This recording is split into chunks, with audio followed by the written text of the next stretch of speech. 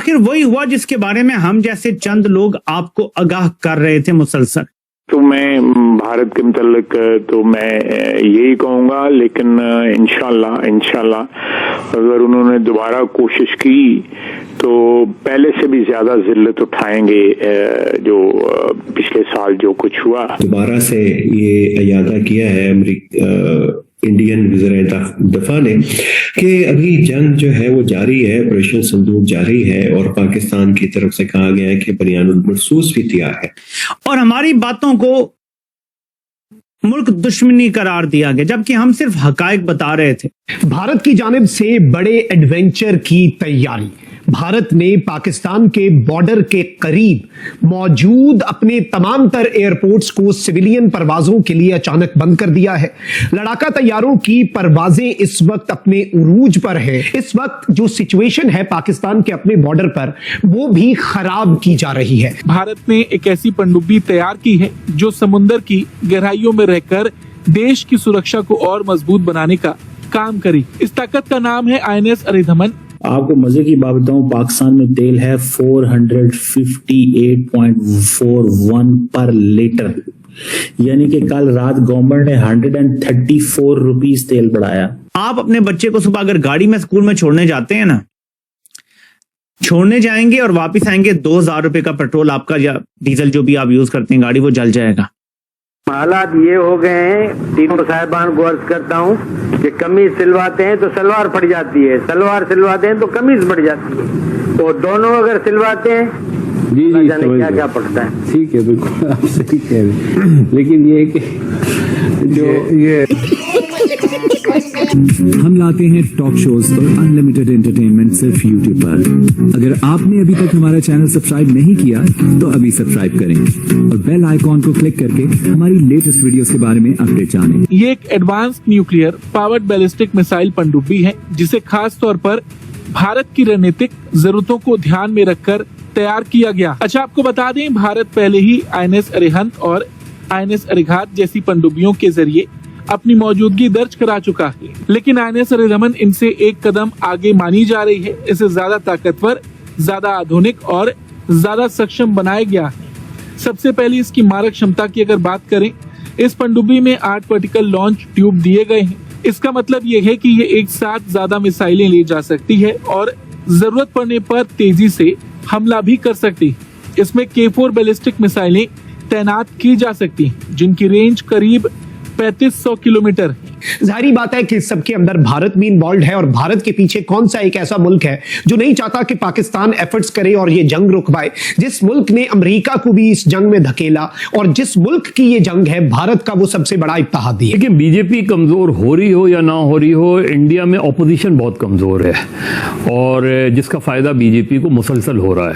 कोई ऐसा कद्दावर ऑपोजिशन का वहां रहनुमा नहीं है जो मोदी की हार्ड लाइन पॉलिटिक्स को चैलेंज करे। प्रियंका जो है वो आगे जाके इंडिया की फ्रंट लाइन लीडर बन सकती हैं, लेकिन क्या वो मोदी की पॉलिटिक्स ऑफ एक्सट्रीमिज्म को या एक्सट्रीमिज्म को काउंटर कर पाएंगी और उसको अवामी सतह पे हिमायत मिल पाएगी? देखिए, ये जो इस वक्त मुझे जो कांग्रेस में प्रॉब्लम नजर आ रही है, इंडिया की ऑपोजिशन में प्रॉब्लम नजर आ रही है, कोई ऐसा लीडर नहीं नजर आ रहा इंडिया में जो उस लेवल पे जाके उसको काउंटर करे। राहुल गांधी भी अंडर प्रेशर आ जाते हैं, बाकी जो कांग्रेस के लोग हैं वो भी अंडर प्रेशर लगाते हैं।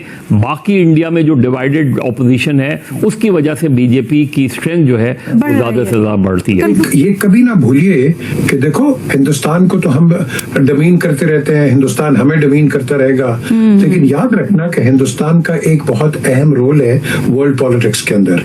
उसकी इकॉनमी आप देख लो कहाँ बैठी हुई है और आप देख लो कि वो एक बहुत बड़ा मुल्क है। हम उसको एक बड़ी तंग नजर से देखते हैं, हमें खुली नजर से हिंदुस्तान को देखना चाहिए। हिंदुस्तान के अपने अपने रिलेशन है दुनिया के साथ।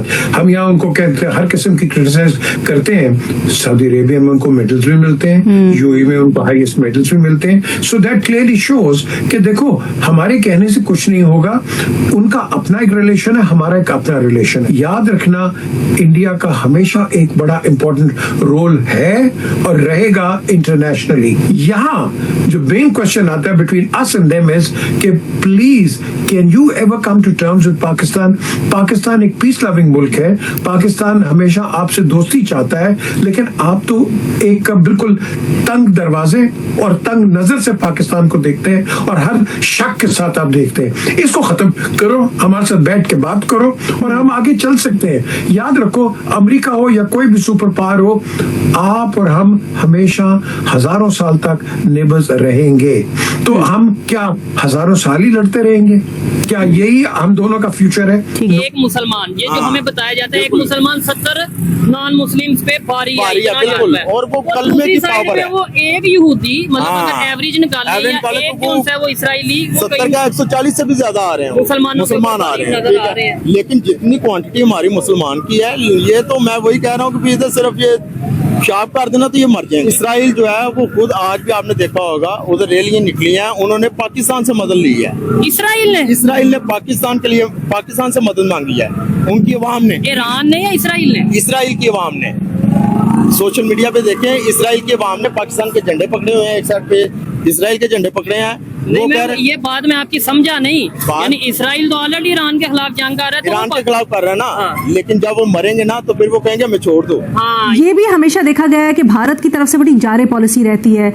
क्या इसके चलते खासकर बीजेपी की पॉलिसीज को देख के माहौल आप समझते हैं बेहतर होगा या फोर्सिबल फ्यूचर में यही रहेगा कि खित्ते में दोनों में से कोई एक ही चौधरी हो सकता है, दोनों एक साथ सर्वाइव नहीं कर सकते? देखिए, दोनों को सरवाइव तो एक साथ करना पड़ेगा। हमें भारत के ऊपर जितना मर्जी एतराज हो, भारत को पाकिस्तान के ऊपर जितना मर्जी एतराज हो, हम पड़ोसी तब्दील नहीं कर सकते। लेकिन देखिए, हमारे यहाँ हम एक तरफ को देखते हैं, हम भारत को बहुत ज्यादा तनकीद करते हैं, लेकिन हम अपने मामलात को भी नहीं बाज़ औक़ात देखते।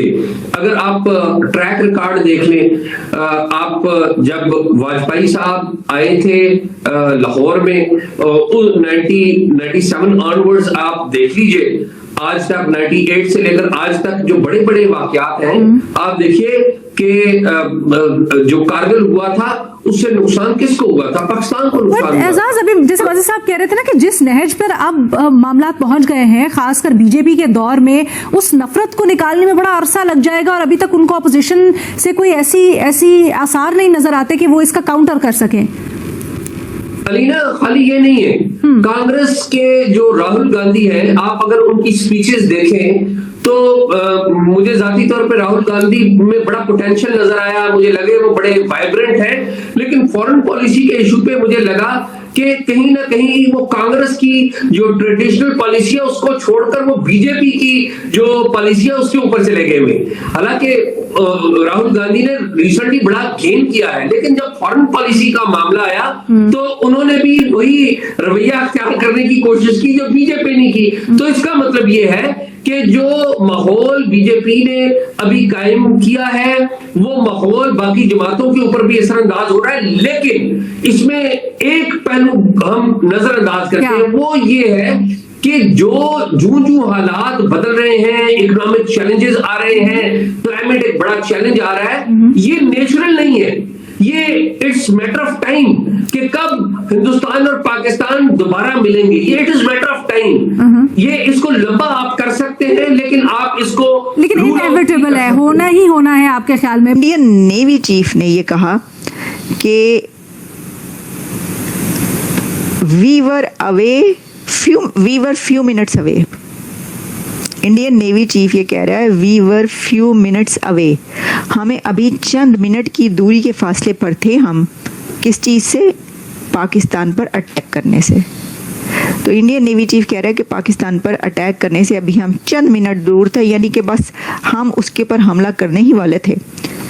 अब ये नेवी की तरफ से हमले की वो बात कर रहे हैं, कौन से हमले की? ये ऑपरेशन सिंदूर के बीच जो कुछ हुआ मेरा ख्याल है उसी के ऊपर जो वो ये कह रहे हैं। तो आपको ये वीडियो कैसा लगा कमेंट बॉक्स में जरूर लिखिए, इस वीडियो को लाइक कीजिए, शेयर कीजिए, सब्सक्राइब करना ना भूलिए आपके चैनल EFC को। मिलते हैं अगली वीडियो में। जय हिंद।